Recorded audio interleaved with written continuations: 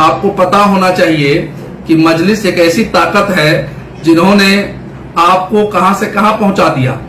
आज आप जो सोच रहे हैं कि हमको कोचाधामन से टिकट मिलेगा, तो कोचाधामन में आप जो है आपको क्या हराया था? मजलिस का सिपाही हराया था ना।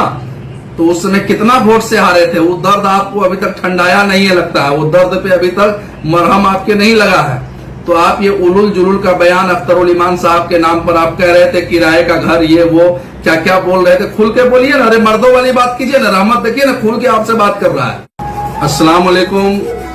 पूर्व विधायक मुजाहिद आलम साहब, मास्टर साहब, आप हमें बहुत ही सुलझे हुए इंसान लग रहे थे।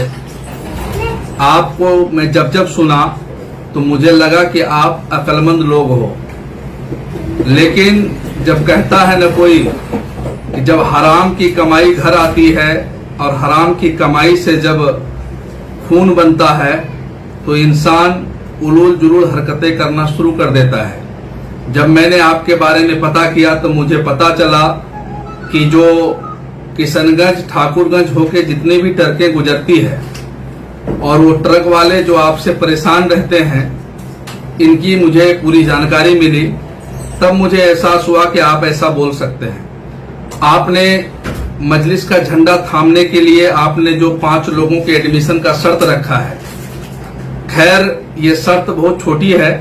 आप मुझे 5 ऐसे लड़कों का नाम दे दीजिए और उनको भेज दीजिए मेरे निवास पर, मैं उनका दाखिला करा दूंगा, इंशाअल्लाह ताला मैं करवा दूंगा। लेकिन एक बात मैं और आपको कहना चाहता हूं कि आपने हैदराबाद के विकास पर जो सवाल खड़ा किया, आपने कहा कि हैदराबाद में विकास नहीं हुआ है। तो आप तो किशनगंज में न जन्मे हैं और किशनगंज में आप पैदा हुए थे और यहीं पोसे पाले गए और यहीं से आपने एमएलए बना, आप मास्टर बने। लेकिन आप बता दीजिए कि किशनगंज में जो ये 75 सालों से 70 सालों से जो ये सरकार कांग्रेस की है या जो कांग्रेस गठबंधन की है या भाजपा गठबंधन की है, इन तमाम लोगों ने जो विकास किया, क्या किशनगंज में एकदम चमचमाती सड़कें हैं, मेडिकल कॉलेज है, एएमयू का जो मुद्दा है, जो एएमयू अभी रुका हुआ है, इसको कौन चालू करेगा? ये ओवैसी साहब ने एएमयू का नींव रखा था, आवाज तो ओवैसी साहब उठा रहे हैं। दूसरी बात मैं और कहूंगा, जो खाड़ी पुल नहीं बन रहा था, ओवैसी साहब के जब दस्ते मुबारक किशनगंज की जमीन पर पड़ा तो ओवैसी साहब के नाम पर नेता प्रतिपक्ष जो पहले थे तेजस्वी यादव जी, अब नेता सदन के साथ में रहते हैं और आपके नेता नीतीश कुमार के सहयोगी हैं, उप मुख्यमंत्री हैं, उन्होंने 200 करोड़ का ऐलान किया। आपने एक बात और कही कि हैदराबाद में जो 5 इनकाउंटर हुए थे उस पर ओवैसी साहब ने सवाल नहीं किया। तो आप शायद ओवैसी साहब को नहीं सुनते हैं। आपने एनआरसी पर जब आपने बयान दिया तो आपको पता होना चाहिए कि नीतीश कुमार की पार्टी उस समय भारतीय जनता पार्टी का सहयोगी हुआ करता था और एनआरसी जब बिहार में चल रहा था तो नीतीश कुमार जी भाजपा के साथ सरकार चला रहे थे और उस सरकार में आप भी शामिल थे। तो आपने नैतिकता के आधार पर नीतीश कुमार को इस्तीफा मुंह पर क्यों नहीं मारा? आप ईमानदार बनते हैं और आप कहते हैं कि मैं बहुत बड़ा हितैषी हूं सीमांचल का, तो आप उस दिन क्यों नहीं इस्तीफा उनके मुंह पर मारकर यह साबित किया कि मैं एनआरसी सीसीए जो बिल आ रहा है इनके खिलाफ हूं? नीतीश कुमार की पार्टी ने तो उसका समर्थन किया था, नीतीश कुमार की पार्टी ने 370 का समर्थन किया था।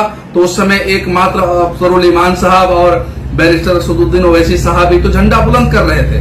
और आपका सवाल है कि हम धर्म और भावनाओं को हम भड़काते हैं, तो आप केस कीजिए ना भाई। अगर ऐसी बात आपको कहीं लग रहा है कि हमारे लोग अगर भावनाओं को भड़का रहे हैं, तो भारत में कानून सबके लिए बराबर है। आप सरकार में हैं, आप मुख्यमंत्री जी से मिलते हैं, आप उप मुख्यमंत्री जी से मिलते हैं।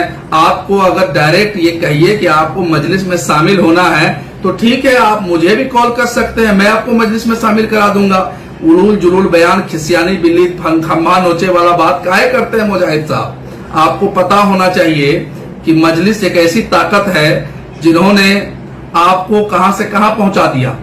आज आप जो सोच रहे हैं कि हमको कोचाधामन से टिकट मिलेगा, तो कोचाधामन में आप जो है आपको क्या हराया था? मजलिस का सिपाही हराया था ना। तो उस समय कितना वोट से हारे थे? वो दर्द आपको अभी तक ठंडाया नहीं है लगता है, वो दर्द पे अभी तक मरहम आपके नहीं लगा है।